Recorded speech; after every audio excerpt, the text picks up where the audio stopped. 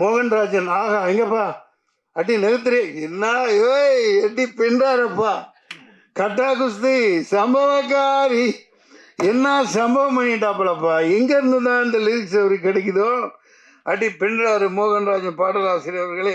வினோதினி வைத்தியநாதன் சும்மா இருக்கிறாங்களா பாருங்களேன். இந்த வயசுலயும் அவங்க அப்பாவை கூட வச்சுக்கிட்டு ரீல்ஸ் போட்டு அப்பாவை விட்டு கொடுக்காத பிள்ளையா கவர்மெண்ட்டுக்கு எதிராக அடி சமட்டி அடி அடிக்கிறாங்க. அவர் தைரியத்தை பாராட்டலாம். நான் இப்போ சமீபமாக ஒன்று பாதிக்கப்பட்டேன். எனக்கு மனசு வேதனையாக இருக்குது. அதை இங்கே ஆல் பாஸில் ஏன் சொல்லணும்னா இது கலைத்துறை சம்பந்தமானது, நடிகர் சம்பந்தமானது. கருப்புன்னு ஒரு படத்தில் நான் நடித்தேன். 4 பேர் நல்லவனுக்கு 4 பேர் எங்களுக்கு பயம் கிடையாதுன்னு பாடல். நான் வில்லனுங்க ஆடுறது. பாலாஜி என்னை சொல்லி புக் பண்ணலையே சார், நாங்கள் கடைசியில் தான் வாரோம், நீங்கள் ஆடுறீங்கன்னு சொல்லி இதே பிரசாத் இதில் பயங்கரமாக ஆட வச்சாங்க. நான் ரிங்கில் நின்று என் பசங்களை கூப்பிட்டு வந்திருந்தேன். அவன் பார்த்து ஏப்பா அந்த பாட்டை எடுத்துட்டாங்கப்பா, அது நம்ம என்னப்பா பண்ண முடியும், அதை தூக்கிட்டாங்க, சரி பரவாயில்ல யூடியூப்லேயாவது வரும், யூடியூப்பில் வரும்னாங்க. அந்த நான் சிறப்பாக ஆடி இருந்தேன், கஷ்டப்பட்டு ஆடி இருந்த அந்த ஷாட்டெல்லாம் காணோம். இது ஏன் இப்படி இருட்டடிப்பு பண்ணுறீங்கன்னு தெரியல. நீங்கள் இங்கேயோ டாப்பில் இருக்கீங்க, மார்க்கண்டேயன் குமாரர்கள் ஒன்று கைதி போச்சு, ஓகே சரி, நீங்கள் சம்பாதிங்க, கோடிக்கணக்கில் சொத்து வாங்கி போடுங்க, அகரம் நல்ல பேர் எடுங்க. ஒரு நடிகனோட நடிப்பை, ஒரு போர்ஷனை, ஒரு பங்களிப்பை அடுத்தவன் ஜோத்திலேயே மண்ண போடுறீங்க. நான் பகிரங்கமாக குற்றம் சாட்டினேன். உங்களுக்கு உண்மையிலே தைரியம் இருந்தால் அதை போடுங்க. RSSR பிரபு அவரு கேட்குறேன், நான் என்ன ப்ரொடக்ஷன் நம்பர் 73 குரூப் டான்ஸராக இருக்கலையே, 86லயே நான் கவுன்சிலையும் தனஞ்சயன் இவங்கெல்லாம் அறக்காடாகி போட்டுட்டு இருக்கலையே நான் ப்ரொடியூசர் ஆனவன். 86லயே நான் ராஜ்கரண்டி ஃபிலிம் 73 நம்பர். இப்போ எனக்கு வயசாக இருக்கலாம், நான் நாளைக்கு நிச்சயமாக உத்வேகமாக இருக்கேன். நான் படம் எடுத்து படத்தில் தான் போட்டுக்கிட்டு இருக்கேன். நான் 100 படம் எடுப்பேன், வருஷத்துக்கு 4 படம் எடுக்கத்தான் போகிறேன். நீங்கள் நல்ல கதைகளோட வாங்க, ஒரு கட்டா குஸ்தி மாதிரி, ஒரு பரிமளா, இந்த மாதிரி ஏகப்பட்ட கதைகளோட வாங்க, நான் ஆயத்தமாக இருக்கேன். ஆனால் SR பிரபு அன்னைக்கு சொன்னது நாங்கள் அப்படியே விற்றுட்டோம், ஆடியோ கம்பெனிக்கு விற்றுட்டோம், இனி நான் என்ன பண்ண முடியும், இது என்ன ஒரு பொறுப்பு இல்லாத. நான் 350 படங்கள் நான் நடிச்சிட்டேங்க. எத்தனை நடிகர்கள் ஆதங்கத்தில் இருக்காங்க. அதாவது இது இருட்டடிப்பு பண்ணி எல்லாம் பில்டப்ல வாழ்ந்துட்டு இருக்காங்க இன்னைக்கு ஹீரோ. எல்லாம் பில்டப். ஒரு டான்ஸ் மாஸ்டர், ஒரு ஃபைட் மாஸ்டர், ஒரு டெக்னீஷியன், ஒரு பாடலாசிரியர், ஒரு இயக்குனர், இப்படி 100கணக்கான பேர்கள் உழைப்புல தான் இன்னைக்கு பில்டப்ல வாழ்ந்துட்டு இருக்கீங்க. ஆல் பாஸ் அற்புதமான பெயர். இனிமேல் இங்கே விளம்பரம் என்று கொடுத்தால்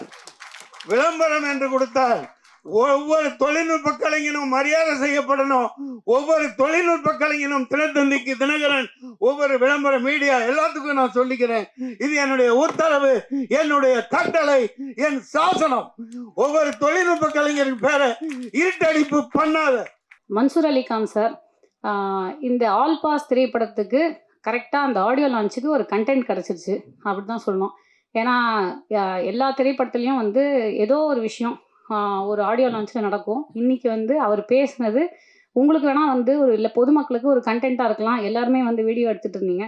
ஆனால் சாருடைய ஆதங்கத்தை என்னால் புரிஞ்சிக்க முடியுது. இந்த இடத்துல நான் அவருக்கு அவருக்கு ரிப்ளை கொடுக்கறதுக்கு நான் ஒரு இடத்துல இல்லை. அதாவது அவருக்கு ஒரு ஆன்சர் பண்ணுற இடத்துல நான் இல்லை. ஆனால் நான் இப்படி யோசிக்கிறேன் இந்த விஷயத்த. நானும் இந்த ஆதங்கத்தை நிறைய இடத்துல நான் ஃபேஸ் பண்ணியிருக்கேன். ஏன்னா ஒரு சப்போர்ட்டிங் ஆர்டிஸ்ட்டாக பல நேரத்தில் நம்ம ஏதோ ஒரு இடத்துல நம்மளுடைய கேரக்டர் ஒரு ஆர்க்கே இல்லாமல் முடிஞ்சிடும், இல்லைன்னா இருட்டடிக்கப்பட்டுருவோமோ அப்படிங்கிற மாதிரிலாம். ஒரு உதாரணத்துக்கு கோமாளி அப்படிங்கிற திரைப்படத்தில், நான் இதை சில மேடைகளில் நான் சொல்லலை, ஆனால் ஒரு சில பேட்டிகளில் சொல்லியிருக்கேன். கோமாளி அப்படிங்கிற திரைப்படம் நீங்கள் பார்த்துருப்பீங்க. அந்த திரைப்படத்துடைய ஆடியோ லான்ச் ஆர் ஏதோ ஒரு ப்ரெஸ் ஷோவோ ஏதோ ஒன்று, அதில் நான் இன்வைட் பண்ணி 1 மணி நேரம் வீட்டில் ஒரு மேக்கப் ஆர்டிஸ்ட்டை வீட்டுக்கு வர சொல்லி மேக்கப்லாம் போட்டு ஹேர்லாம் பண்ணி சாரீலாம் ட்ரேப்லாம் பண்ணிவிட்டு நான் போகிறேன். அங்கே போனால் வேல்ஸோடைய அந்த ஸ்கூல் ஆர் காலேஜ் அந்த ஸ்டூடெண்ட்ஸுக்கு மத்தியில் ஒரு கடைசி ரோக்கு முன்னாடி ஒரு 2 ரோ முன்னாடி எனக்கு ஒரு இடம் கொடுத்து என்னை உட்காத்தி வச்சுருந்தாங்க. இது ஒரு தவறு தான், அவங்க வேணும்னு அதை பண்ணலை, ஆனால் அது நடந்துருச்சு அந்த மாதிரி. அப்போ நான் என்ன பண்ணிட்டேன்னா, எனக்கு ரொம்ப வருத்தமாக போயிடுச்சு. நம்ம ஒரு முக்கியமான கதாபாத்திரம் நம்ம பண்ணியிருக்கோம், ஆனால் நம்ம இந்த மாதிரி ஒரு இடத்துல நம்ம உட்காத்தி வச்சுட்டாங்களே. ஏன்னா மேடைக்கு நான் கூப்பிடவும் இல்லை. நான் என்ன பண்ணிட்டேன், சரின்னு சொல்லிட்டு என்னோடய டிரைவருக்கு ஃபோன் பண்ணி, வண்டி எடுத்துருப்பா, நான் வந்துடுறேன் வெளியில் அப்படின்னு சொல்லிட்டு நான் வெளியில் அப்படியே வீட்டுக்கு வந்துட்டேன்.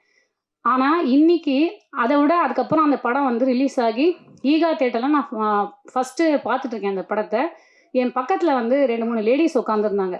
என்னோட சீன்லாம் வரும்போது அப்படியே என் கையை பிடிச்சிட்டு அந்த அம்மா வந்து கரன்னு அழறாங்க அப்படியே.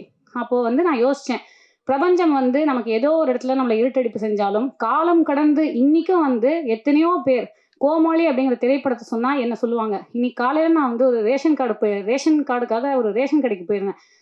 ஒரு சின்ன சேஞ்சுக்காக.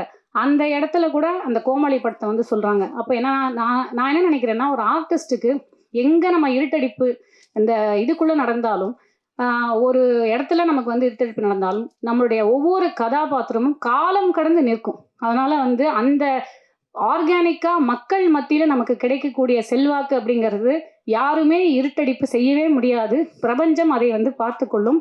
இதை வந்து நம்ம பாசிட்டிவாக சார் நீங்கள் வந்து வருத்தப்படாதீங்க, உங்களுடைய ஆதங்கம் எனக்கு புரியுது. ஆனால் இதுதான் வந்து உண்மை. காலம் கடந்தும் நீங்கள் வந்து செஞ்ச ஒவ்வொரு கேரக்டரும் உங்களுக்காக நின்று பேசும். மக்கள் மத்தியில் இன்னும் தமிழ் ஜனம் சினிமா எவ்வளோ வருஷம் இருந்தாலும் நம்ம எல்லாரும் ஒவ்வொருத்தரும் வந்து அந்த ஸ்க்ரீனில் நம்ம வந்து தெரியும். அதனால் அது வந்து நம்ம அப்படி எடுத்துக்க வேண்டிய அவசியம் கிடையாது. இன்னொன்று வந்து ஜிடியில் நான் நடிச்சிருக்கேன், ஒரு சின்ன கதாபாத்திரம் பண்ணியிருக்கேன். 100 சாமி பாருங்க, நான் அதில் ஒரு சின்ன கதாபாத்திரம் பண்ணியிருக்கேன். நம்ம சொல்கிற இடத்துலலாம் வந்து நான் யோசிப்பேன், எனக்கு பல படங்களில் வந்து நம்ம அங்கங்கே தெரிஞ்சுட்டு போயிடுறோம். ஆனால் இந்த படத்தில் நான் முதல்ல வந்து 2 பேருக்கு நான் நன்றி சொல்லணும் அப்படின்னு நினைக்கிறேன். ஒன்று, இயக்குனர் மைதீன் அவர்களுக்கும், இந்த ஒன் ஸ்டெப் என்டர்டெயின்மெண்ட் தயாரிப்பாளர் மோகனா அவர்களுக்கும். ஏன்னா இவங்க 2 பேர் தான் நான் வந்து ஃபஸ்ட்டு டைம் கதை கேட்கறதுக்காக நான் அவங்க ஆஃபீஸ் போகும்போது என்கிட்ட சொன்னது, படம் வந்து எத்தனை நாள் ஷூட் அப்படிங்கும்போது ஒரு 45 to 50 days எடுக்க போகிறோம், உங்களுக்கு வந்து ஒரு 35 நாள் இருக்கும் அப்படின்னாங்க. ஏன்னா 35 நாள்னா இப்போ வந்து நம்ம என்ன அவ்வளோ பெரிய கதாபாத்திரமாக பண்ணுறோம், இவ்வளோ நாள், அதுவும் 9 to 9 கால் ஷீட் அப்படின்னாங்க. நான் அப்போ யோசித்தேன், என்னடா படம் ஃபுல்லாக நம்ம தான் வரோம்னா, அது உண்மையாகவே அது அப்படி தான் இருந்தது. ஒரு சிறிய படத்தில், அதாவது சிறிய படம்னு சொல்ல முடியாது, ஒரு இந்த பட்ஜெட்டில் செய்யக்கூடிய ஒரு படத்தில் த்ரூ அவுட்டாக ஒரு வரக்கூடிய ஒரு கதாபாத்திரமாக, அந்த கதையோட்டத்தோடு வரக்கூடிய கதாபாத்திரமாக பண்ணுறது வந்து அவ்வளவு வந்து மனநிறைவாக இருக்குது. அந்த மனநிறைவை எனக்கு கொடுத்ததுக்காக முதல்ல இந்த 2 பேருக்கும் நான் வந்து நன்றியை தெரிவிச்சே ஆகணும். இயக்குனர் அவர்களை பற்றி சொல்லணும்னா, அவர் வந்து நாங்கள் ஒரு விஷயம் அவர்கிட்ட இப்போ வந்து இந்த அசிஸ்டன்ட் டைரக்டரோட பேசிகிட்டு இருக்கும்போது அவங்க வந்து சொன்னாங்களாம், இந்த மாதிரி இது வாங்கணும், பொன்னாடை வாங்கணும் அப்படின்னு சொல்லிட்டு. அவர் சார் சொல்லியிருக்காரு, பொன்னாடை வேணாம், எல்லாருக்கும் யூஸ்ஃபுல்லாக வந்து டவல் கொடுத்துருங்க அப்படின்னு சொல்லிட்டு. அதுக்கு வந்து இந்த மாதிரி தான், இதுதான் அவருடைய ஒரு பேசிக்கான வந்து ஒரு பொதுநலன் கருதுகிற ஒரு மனப்பான்மை. எம்எஸ் பிரபு சார் சொன்ன மாதிரி அவர் வந்து ஒரு நானும் அவரும், நான் அவரை சார்னும் அவரை என்ன மேடம்னு கூப்பிட ஆரம்பிச்சு இன்னைக்கு நானும் அவரும் தோழர் அப்படின்னு பேசிக்கக்கூடிய இடத்துக்கு நாங்கள் வந்து நிற்கிறோம். அந்த அளவுக்கு வந்து அவர் ஒரு சமத்துவம், சகோதரத்துவம், சமூக நீதி, இதை பற்றி நிறைய ஒரு ஆழ்ந்த சிந்தனை கொண்ட ஒரு மனிதர். இன்னைக்கு ஒரு காஸ்டியூமர்லேருந்து, அங்கே பாருங்கள் காஸ்டியூமர் நிற்கிறாரு, அவரை கூட வந்து அழைச்சிருக்காரு. இது ரொம்ப வந்து அபூர்வமான ஒரு விஷயம். ஒவ்வொரு அசிஸ்டன்ட் டைரக்டரும், ஒரு அசிஸ்டன்ட் டைரக்டர் கூட இங்கே இல்லாமல் வந்து இல்லை, எல்லா அசிஸ்டன்ட் டைரக்டர்ஸும் இன்றைக்கி வந்திருக்காங்க. அது மட்டும் இல்லாமல் அவர் வந்து ஒவ்வொரு நாள் படப்பிடிப்பு முடிஞ்சதுக்கப்புறம் ஈவினிங் வந்து உட்காந்து இந்த டீ அப்படிங்கிறத நம்ம எப்பயுமே யோசிப்போம், அந்த தேநீர் அப்படிங்கிறது எல்லா மனிதர்களையும் வந்து ஈக்குவலைஸ் பண்ணக்கூடிய ஒரு விஷயம் அப்படிங்கிறது. இப்போ தான் சார் சொன்னார், ஆல் ஆர் ஈக்குவல் அப்படிங்கிற மாதிரி எல்லாரும் ஒன்று அப்படிங்கிறத நிரூபிக்கிற வகையில் ஷூட்டிங் முடிஞ்ச உடனே எல்லாரும் வந்து ஒரு சேர் போட்டு டைரக்டர் வந்து சென்டரில் உட்காந்துருப்பார், அவரை சுற்றி வந்து எல்லாரும் உட்காந்து நாங்கள் வந்து நிறைய கதை பேசிட்டு தான் வீட்டுக்கு போவோம். ஷூட்டிங் ஸ்பாட்டை விட்டு போகிறதுக்கே வந்து மனசு வராது. அந்தளவுக்கு வந்து ரொம்ப இனிமையாக பழகக்கூடிய ஒரு சமத்துவத்தை, ஒரு சகோதரத்துவத்தை கடைபிடிக்கக்கூடிய ஒரு மனிதராக இருந்தார். அது வந்து ரொம்பவே பாராட்டத்தக்க ஒரு விஷயமா இருக்குது. அண்ட் மேடம் மோகனா மேம் வந்து நம்ம சிஎம் சார் மாதிரி ரொம்ப கம்மியாக தான் பேசுவாங்க, ஆனால் கரெக்டாக பேசிடுவாங்க. இப்போ கூட பார்த்தீங்கன்னா ஃபஸ்ட்டு அவங்க வந்து வரவேற்புரை, எல்லாருக்கும் வணக்கம், நன்றி வணக்கம், அதோட முடிச்சிட்டாங்க. ஸோ அவங்க வந்து ஒரே ஒரு விஷயம், 2 விஷயம் அவங்கள பற்றி சொல்லி பாராட்டணும் இந்த இடத்துல. ஒவ்வொரு நாளும் அன்னன்னைக்கு பேமெண்ட்டை அன்னன்னைக்கு கொடுத்த ஒரு தயாரிப்பாளர். இது வந்து சினிமாவில் ரொம்பவே அபூர்வமான ஒரு விஷயம்.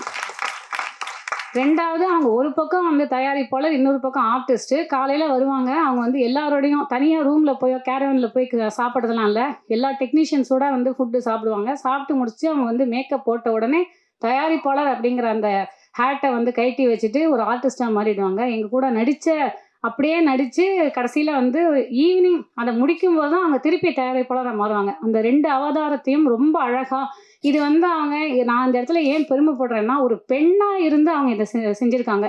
எனக்கு வந்து நான் எத்தனையோ 3 அதாவது சுதா கொங்கரா மேம், அப்புறம் லக்ஷ்மி ராமகிருஷ்ணன் மேம், பிரியா மேம் 3 பேரோடையும் நான் வந்து ஒரு விமன் டைரக்டரோட நான் நடிச்சிருக்கேன்.